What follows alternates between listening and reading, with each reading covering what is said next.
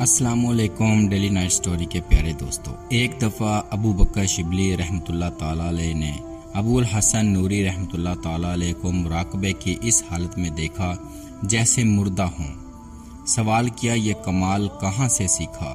نوری نے کہا، بلی سے۔ وہ یہ سن کر حیران ہوئے کہ کس طرح؟ حضرت نوری نے کہا، ایک دن میں نے ایک بلی کو دیکھا، چوہے کے بل کے پاس مجھ سے بھی زیادہ بے حس بیٹھی تھی۔ اصفہان کے شاہی خاندان کا ایک نوجوان ابو الحسن نوری رحمۃ اللہ تعالی علیہ کی شہرت سن کر شوق دیدار میں بے تاب ہوا۔ شاہ اصفہان نے اسے ہر قسم کا لالچ دیا کہ وہ فقیر کے پاس نہ جائے، مگر وہ نہ رہ سکا اور ننگے پاؤں پیدل چل کھڑا ہوا۔ اچانک آپ نے اپنے مریدوں سے کہا کہ خانقاہ سے 1 میل کے فاصلے تک زمین کو صاف کر دو، ہمارا ایک عاشق شوق ملاقات میں اصفہان سے ننگے پاؤں آ رہا ہے۔ جب وہ نوجوان نوری رحمۃ اللہ تعالی علیہ کی خدمت میں حاضر ہوا تو آپ نے بڑے جوش سے اس کا استقبال کیا اور پھر محبت سے فرمایا، عاشق صادق کو محل اور کنیزیں تو کیا، تاج و تخت کا لالچ بھی نہیں روک سکتا۔ اصفہانی جوان شیخ کی اس کشف کو دیکھ کر حیران ہوا اور آپ کے قدموں سے لپٹ گیا۔ پھر آپ نے اپنا ہاتھ اس کے سر پر پھیرتے ہوئے کہا کہ جان بے قرار سن، مرید کی شان یہ ہوتی ہے کہ جہان کی نعمتیں اسے پیش کی جائیں تو وہ انہیں ٹھوکر مار دے۔ پھر بغداد کے لوگوں نے دیکھا اصفہانی جوان نے عیش کی زندگی کو ٹھوکر مار دی اور نوری رحمۃ اللہ تعالی علیہ کے در کی گدائی پر رضامند ہو گیا۔ ایک دفعہ ابو الحسن نوری رحمۃ اللہ تعالی علیہ بیمار ہوئے۔ حضرت جنید بغدادی رحمۃ اللہ تعالی علیہ تیمارداری کے لیے آئے اور پھول و پھل پیش کیے۔ اس وقت کے چند سال بعد جنید بغدادی رحمۃ اللہ تعالی علیہ بیمار ہوئے۔ ابو الحسن نوری رحمۃ اللہ تعالی علیہ اپنے مریدوں کو لے کر تیمارداری کے لیے حاضر ہوئے۔ رسمی بات چیت کی، پھر مریدوں سے کہا، جنید بغدادی رحمۃ اللہ تعالی علیہ میرے بھائی اور دوست ہیں، اس لیے ضروری ہے کہ ہم ان کی بیماری آپس میں تقسیم کر لیں۔ یہ کہہ کر دعا کی، اے مسیحا حقیقی، ہم تیری بارگاہ میں دعا کرتے ہیں کہ تو ان کی تکلیف ہمیں منتقل کر دے اور انہیں مکمل صحت دے۔ اس دعا کے بعد ان کی بیماری دور ہو گئی۔ جب وہ رخصت ہونے لگے تو فرمایا، دوستوں کی عادت اس طرح کرنی چاہیے۔ یہ سن کر جنید بغدادی رحمۃ اللہ تعالی علیہ کی آنکھوں میں آنسو آ گئے اور رکت سے کہا، اے شیخ، یہ جذبہ جانثاری آپ ہی کی شان ہے۔ شیخ حمزہ رحمۃ اللہ تعالی علیہ اپنی مجلس میں قرب کی موضوع پر تقرر کر رہے تھے۔ نوری رحمۃ اللہ تعالی علیہ بھی وہاں موجود تھے۔ جب ان کی تقریر ختم ہو گئی تو کہنے لگے، جس کرب میں ہم لوگ ہیں وہ دوری در دوری ہے۔ ابو حمزہ رحمۃ اللہ تعالی علیہ نے کہا، پھر ہمیں کیا کرنا چاہیے؟ آپ نے فرمایا، جب بندہ اللہ کو پہچان لے اور اس میں واز گوئی کی صلاحیت ہو تو واز کہنا چاہیے۔ اگر اللہ کو پہچانے بغیر واز کرتا ہے تو اس کی تقریروں کی مصیبت شہروں اور بندوں پر پھیل جاتی ہے۔ پھر فرمایا، وجد کی حقیقت کا اظہار اس لیے منع ہے کہ وجد ایک شعلہ ہے جو سر کے اندر بھڑکتا ہے اور شوق کے ذریعے ظاہر ہوتا ہے۔ سنت کے اتباع کے بغیر اصلاح کا راستہ نہیں ملتا۔ صوفی وہ ہے جو نہ خود قید ہو نہ کوئی اس کی قید میں ہو۔ صوفیہ کی روح غلاظت بشری سے پاک ہے، قدورت نفسانی سے صاف اور خواہشات سے مبرہ ہوتی ہے۔ تصوف نہ رسم ہے نہ علم، اگر رسم ہوتا تو مجاہدات اور علم ہوتا تو تعلیمات بن جاتا۔ تصوف ایک اخلاقی شے ہے جو اللہ کے اخلاق و عادات حاصل کرنے سے ہوتا ہے۔ دنیا و دشمنی اور خدا دوستی کا نام تصوف ہے۔ شیخ نوری فرماتے ہیں، میں نے ایک بار طواف کے درمیان یہ دعا مانگی کہ اے اللہ، مجھے وہ مقام اور وصف عطا فرما جس میں کبھی کوئی تغیر نہ ہو۔ اس کے جواب میں ایک غیبی آواز آئی، اے ابو الحسن، کیا تو خالق کائنات کے برابر ہونا چاہتا ہے؟ یہ وصف تو اللہ کی ذات میں ہے کہ اس میں کبھی تغیر و تبدیلی پیدا نہیں ہوتی، مگر بندوں میں یہ تغیر اس لیے رکھا گیا ہے کہ وہ بندگی کا اظہار کرتے ہیں۔ وہ اللہ کی مخلوق سے محبت کرتے تھے، ان کے دکھ سے بے قرار ہو جاتے اور بڑے سوز و گداز سے عام مسلمانوں کی مغفرت کے لیے دعائیں کیا کرتے تھے۔ مشہور بزرگ شیخ جعفر خدری رحمۃ اللہ تعالی علیہ کہتے ہیں کہ میں نے نوری رحمۃ اللہ تعالی علیہ کو اپنے کانوں سے مناجات کرتے سنا، اے اللہ تو نے اپنے بندوں کو پیدا کیا، پھر انہی کو دوزخ کا عذاب دے گا، لیکن تیرے اندر یہ قدرت بھی ہے کہ تو ابو الحسن کے وجود سے جہنم کو بھر دے اور اس کے بدلے عام دوزخیوں کو جنت میں داخل فرما دے۔ حضرت جعفر کہتے ہیں کہ میں نے اسی رات یہ خواب دیکھا، کوئی کہہ رہا تھا کہ مخلوق کی محبت کے بدلے میں ہم نے اس کی مغفرت فرما دی۔ یہی وہ جذبہ تھا جس سے نوری نے اپنی گردن مقتل میں سب سے پہلے پیش کر دی تھی کہ میرے ساتھیوں کو زندگی کی چند سانسیں مل جائیں۔ ایک دن نوری رحمۃ اللہ تعالی علیہ راستے میں بیٹھے رو رہے تھے، قریب ہی ایک اجنبی رو رہا تھا، پھر وہ شخص چلا گیا تو اپنے خدمتگار سے کہنے لگے، یہ ابلیس تھا جو اپنی عبادت کو یاد کر کے رو رہا تھا، مجھے بھی اس پر رونا آ گیا۔ ایک دن ایک اندھا اللہ اللہ کرتے راہ چل رہا تھا، آپ کہنے لگے، تو کیا جانے اللہ کون ہے، اگر جان لیتا تو ایک لمحہ بھی زندہ نہیں رہ سکتا تھا۔ جیسے ہی یہ لفظ نوری کی زبان سے نکلے وہ غش کھا کر زمین پر گر پڑے۔ جب ہوش آیا تو ایک ایسے جنگل میں تھے جہاں اس کے جسم میں بانس کی پھانیں چبھی ہوئی تھیں۔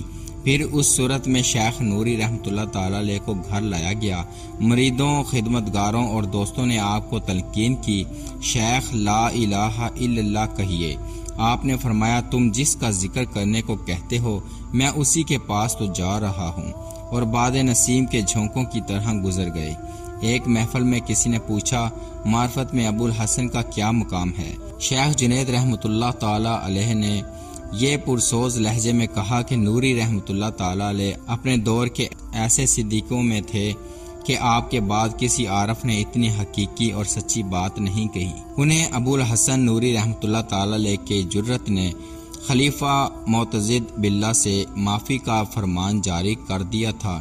اگر اتنی بڑی تعداد قتل ہو جاتی تو اللہ ہی جانتا ہے کہ تصوف کی کیا تاریخ ہوتی۔ بہرحال اس کے بعد آپ محتاط ہو گئے تھے اور عارفانہ تبلیغ لوگوں میں عام نہ کی جاتی، اور غالباً اسی سبب سے مخاطبین کی تعداد 20 سے بھی کم رہ گئی تھی۔ حضرت جنید بغدادی رحمۃ اللہ تعالی علیہ فرماتے ہیں، ایک روز اپنے وظیفوں میں مشغول تھا کہ نیند آ گئی۔ ایک فرشتہ آیا اور اپنی روح مجھ میں انڈیل دی اور کہا، اٹھ اور لوگوں سے خطاب کر، اب تیرے اندر روح موجود ہے۔ یہ سن کر میں زارو قطار رونے لگا۔ یہ واقعہ اس خواب کے بعد کا ہے جب حضور کریم صلی اللہ علیہ وآلہ وسلم نے مجھے واعظ کرنے کا حکم دیا تھا۔ پڑھنے والوں کو سمجھ لینا چاہیے کہ جب اللہ اپنے کسی بندے کو علم سے سرفراز کرتا ہے تو فرشتوں کے ذریعے اس کے دماغ کے دریچے کھول دیتا ہے۔ ایک بار کسی نے صوفیہ کے کلام کے بارے میں سوال کیا، آپ نے جواب دیا، صوفیہ تو کلام ہی نہیں کرتے۔ پھر جب اس شخص نے مشہور بزرگ عبداللہ بن خفیف رحمۃ اللہ تعالی علیہ سے حضرت جنید بغدادی رحمۃ اللہ تعالی علیہ کا حوالہ دیتے ہوئے سوال کیا تو آپ نے فرمایا، جو کچھ جنید بغدادی رحمۃ اللہ تعالی علیہ نے کہا وہی درست ہے۔ صوفی کو اندیکھی دنیا کے سوا کسی چیز سے غرض نہیں ہوتی۔ پھر جب اس کی زبان کھول دی جاتی ہے اور حق تعالی بولنے کی اجازت دیتا ہے تو وہ کلام کرتا ہے، ورنہ خاموش رہتا ہے۔ فصاحت و بلاغت تو ان لوگوں کا حصہ ہے جو کتابوں سے اصل تعلیم حاصل کرتے ہیں اور انہیں زبانی یاد کر لیتے ہیں۔ حضرت جنید بغدادی رحمۃ اللہ تعالی علیہ سے اکثر کہا جاتا کہ وہ الفاظ جو ابھی کہے وہ دہرا دیں، تو وہ کہتے، ایسا میرے لیے ناممکن ہے، وہ الفاظ تو اللہ نے میرے منہ میں ڈال دیے تھے، وہ لفظ کتابوں یا تعلیم سے مجھے حاصل نہیں ہوتے، بلکہ وہ تو محض عطیہ خداوندی تھا۔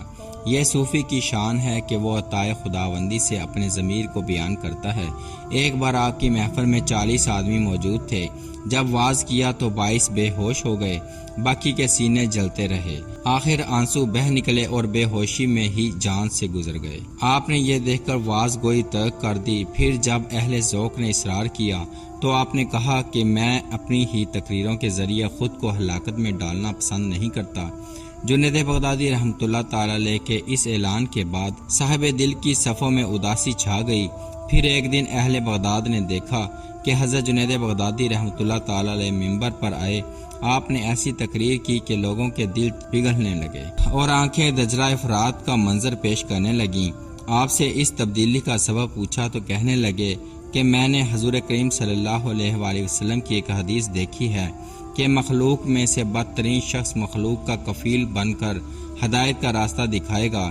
میں نے اپنے آپ کو بدترین مخلوق خیال کر لیا ہے اور اس لیے دوبارہ واز شروع کر دی ہے۔ حدیث کا اصل مقصد یہ ہے کہ مسلمان تقریر کی بجائے اپنے عمل سے اہل دنیا کی ترغیب دیتا ہے۔ جنید بغدادی رحمۃ اللہ تعالی علیہ کا اپنے آپ کو بدترین مخلوق قرار دینا عجز ہے اور یہی نفس کشی ہے۔ شیخ ردیم رحمۃ اللہ تعالی علیہ سے ایک بڑھیا ملی اور کہنے لگی کہ تم شیخ جنید رحمۃ اللہ تعالی علیہ سے یہ کہنا کہ تمہیں عوام کے سامنے ذکر الہی کرتے ہوئے شرم نہیں آتی۔ انہوں نے یہ الفاظ جب جنید بغدادی رحمۃ اللہ تعالی علیہ کے پاس دہرائے تو آپ نے کہا کہ میں حق تعالیٰ کا ذکر اس لیے کرتا ہوں کہ دنیا میں کسی سے بھی اس کے ذکر کا حق ادا نہیں ہو سکتا۔ ایک دفعہ آپ کی واز کے بعد ایک شخص نے کہا کہ آپ کی باتیں میری سمجھ سے باہر ہیں۔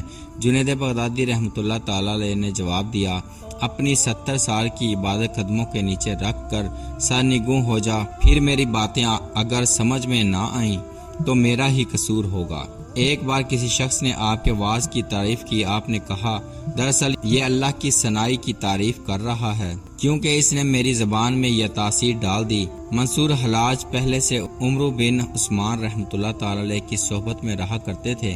جب جذبے کا غلبہ بڑھا تو جنید بغدادی رحمۃ اللہ تعالی علیہ کی خدمت میں حاضر ہوئے اور کہنے لگے کہ میری دل برداشتگی کی وجہ یہ ہے کہ بندہ اپنی ہوشیاری اور مستی کی وجہ سے ہمہ وقت صفات الہی میں فنا نہیں رہ سکتا۔ ان کی بات سن کر جنید بغدادی رحمۃ اللہ تعالی علیہ نے فرمایا، تو نے ہوشیاری اور مستی کا مطلب سمجھنے میں غلطی کی۔ اور پھر جب منصور درویشی کے محلے سے گزرے تو یہ بات ثابت ہو گئی کہ حضرت جنید بغدادی رحمۃ اللہ تعالی علیہ کا قول ہی درست تھا۔ آپ کہتے ہیں، ایک بار میرا قلب کھو گیا، میں نے اللہ سے دعا کی میرا کھویا ہوا دل لوٹا دے۔ کئی دن تک میں اس طرح گریہ زاری کرتا رہا، پھر غیب سے ایک آواز آئی، ہم نے تمہارا قلب اس لیے لیا ہے کہ تم ہمارے ساتھ رہو، مگر تم غیروں کی طرف متوجہ ہونے کے لیے دل واپس چاہتے ہو۔ ایک دن آپ کی محفل میں ایک شخص نے ابو بکر شبلی رحمۃ اللہ تعالی علیہ کا قول دہرایا، اگر مجھے جنت و دوزخ کے حصول کا اختیار دیا جائے تو میں دوزخ اس لیے اختیار کروں گا کہ جنت میری پسندیدہ شے ہے اور دوزخ حق تعالیٰ کی۔ چنانچہ دوست کی پسندیدہ شے کو پسند نہ کرنے والا دوست نہیں ہو سکتا۔ اپنے شاگرد کا یہ قول سن کر کہنے لگے کہ میں بندہ ہونے کی حیثیت سے بااختیار ہونے کا دعویٰ نہیں کر سکتا، اس لیے وہ مجھے جہاں بھی بھیج دے گا اس کا شکر ادا کروں گا۔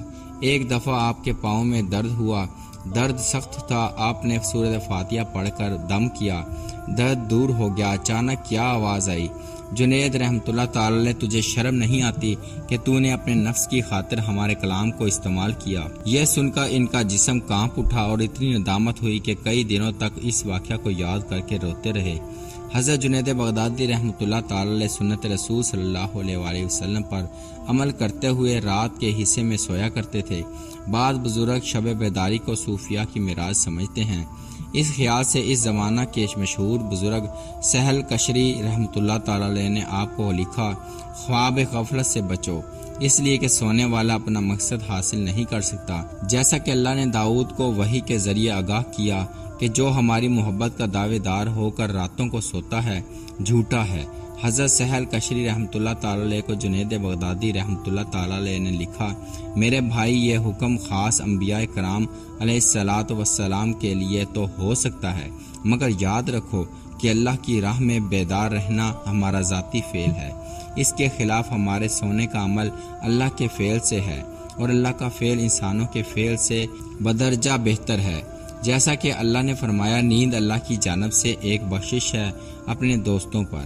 حضرت سہل کشری رحمۃ اللہ تعالی علیہ سے کسی شخص نے پوچھا کہ آپ کے نزدیک حضرت جنید بغدادی رحمۃ اللہ تعالی علیہ کا عارفانہ مقام کیا ہے؟ تذکرۃ الاولیاء میں حضرت فرید الدین عطار کی روایت کے مطابق حضرت سہل کشری رحمۃ اللہ تعالی علیہ نے فرمایا، صوفیاء میں جنید بغدادی رحمۃ اللہ تعالی علیہ کا مرتبہ سب سے اعلیٰ ہے۔ وہ آدم علیہ السلام کی طرح عبادت تو کرتے تھے مگر راہ طریقت کی مشقت برداشت نہیں کر سکتے تھے۔ یہ روایت درج کرتے ہوئے حضرت فرید الدین عطار رحمۃ اللہ تعالی علیہ فرماتے ہیں کہ حضرت سہل کشری رحمۃ اللہ تعالی علیہ کا یہ قول ایک راز ہے جو ہمارے فہم سے بالاتر ہے۔ ہم بھی سہل کشری کے اس قول پر تبصرہ نہیں کر سکتے کہ خدا جانے ان کے نزدیک مشقت کیا ہے۔ جہاں تک حضرت جنید بغدادی رحمۃ اللہ تعالی علیہ کی مشقت کا سوال ہے، ایک شخص نے آپ سے سوال کیا، شیخ یہ بلند درجات آپ کو کس طرح حاصل ہوئے؟ جواب میں آپ نے کہا کہ یہ 40 سال تک اپنے پیر و مرشد کے دروازہ پر کھڑا رہا، تب کہیں اس چشم کرم نے مجھے سرفراز فرمایا۔ ایک دن مجلس میں جنید بغدادی رحمۃ اللہ تعالی علیہ نے فرمایا، مومنین ذات واحد کی طرح ہیں، مسلمانوں کو دیکھ کر مجھے اس لیے تکلیف ہوتی ہے کہ میں لوگوں کو اپنے ہی اعضاء سمجھتا ہوں۔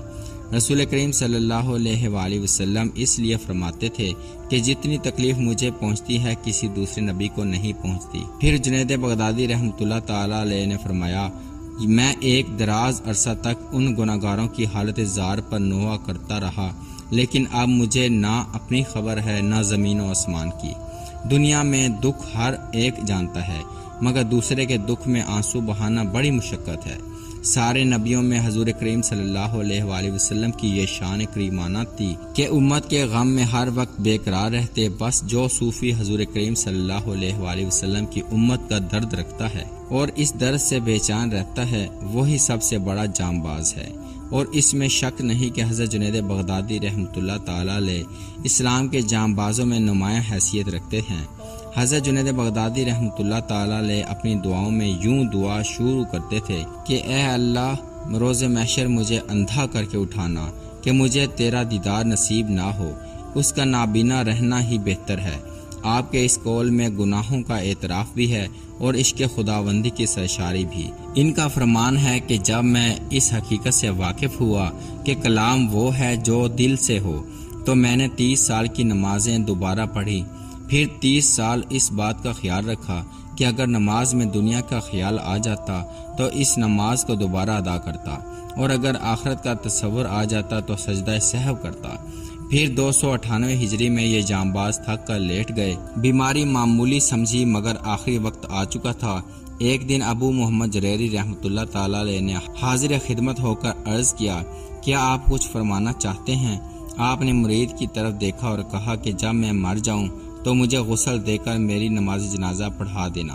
یہ پہلی اور آخری خواہش تھی جس کا آپ نے دنیا والوں سے اظہار کیا۔ یہ بات سن کر تمام مرید رونے لگے۔ آپ نے کہا، رونے کا وقت نہیں، ایک اور بات یاد آ گئی، سنو۔ جریری رحمۃ اللہ تعالی علیہ نے کہا، آپ کے شاگرد سن رہے ہیں، میرے دوستوں کے لیے دعوت ولیمہ کا سامان تیار رکھنا تاکہ جیسے ہی وہ مجھے دفن کر کے آئیں انہیں کھانا کھلا دیا جائے۔ اپنی موت کو شادی سے تعبیر کرنا ان جیسے لوگوں کا حوصلہ تھا۔ یہ سن کر ابو محمد جریری رحمۃ اللہ تعالی علیہ پر وہ رقت طاری ہوئی کہ بہت دیر تک زبان پہ لفظ نہ لا سکے۔ پھر بڑی مشکل سے ہچکیوں سے کہا، یہ آنکھیں بند ہو گئیں تو پھر ہم کبھی 2 آدمی اکٹھے ایک جگہ جمع نہیں ہو سکیں گے۔ اور پھر ایسا ہی ہوا، صحبتوں کا مرکز آپ ہی تھے۔ آپ کے رخصت ہوتے ہی اہل ذوق کا ہجوم بکھر گیا۔ حضرت شیخ جعفر فرحالی کہا کرتے تھے، اس ذات لازوال کی قسم ایسا ہی ہوا جیسا جریری رحمۃ اللہ تعالی علیہ نے کہا تھا۔ درویش کے مجمع میں ساری برکتیں حضرت جنید بغدادی رحمۃ اللہ تعالی علیہ کی وجہ سے تھیں۔ آخری وقت شیخ ابن عطار عیادت کے لیے آئے اور پاس کھڑے ہو کر سلام عرض کیا۔ حضرت خاموش رہے، پھر کچھ دیر بعد سلام کا جواب دیا اور معذرت کی کہ میری طرف سے اس تاخیر کو معاف کیجیے گا، میں ایک ضروری کام میں مشغول تھا، فارغ ہوا تو آپ کی طرف توجہ کر سکا۔ جمعہ کا دن تھا۔ حضرت ابو محمد جریری رحمۃ اللہ تعالی علیہ اور دوسرے خدمتگار جمع تھے۔ فرمایا، میری سب تحریریں اور کلام میرے ساتھ قبر میں دفن کر دیا جائے۔ شیخ ابو محمد جریری رحمۃ اللہ تعالی علیہ نے سبب پوچھا تو فرمایا کہ جب دنیا میں میرے آقا محمد صلی اللہ علیہ وآلہ وسلم کا علم موجود ہے تو میں نہیں چاہتا کہ میری کوئی چیز ایسی رہ جائے جو میری طرف منسوب ہو۔ وصیت کے مطابق آپ کی تحریریں دفن کر دی گئی مگر کچھ مخطوطات رہ گئے۔ اس کا مطلب یہ ہے کہ جن لوگوں تک آپ کی وصیت نہ پہنچی تھی انہوں نے ان کو محفوظ رکھا تھا۔ حضرت جنید بغدادی رحمۃ اللہ تعالی علیہ نے وصال سے پہلے پورا قرآن پاک ختم کیا اور جب دوبارہ تلاوت شروع کی تو ابو محمد جریری رحمۃ اللہ تعالی علیہ نے عرض کیا، ذوف و ناتوائی کا یہ عالم ہے اور آپ برابر تلاوت کیے جا رہے ہیں۔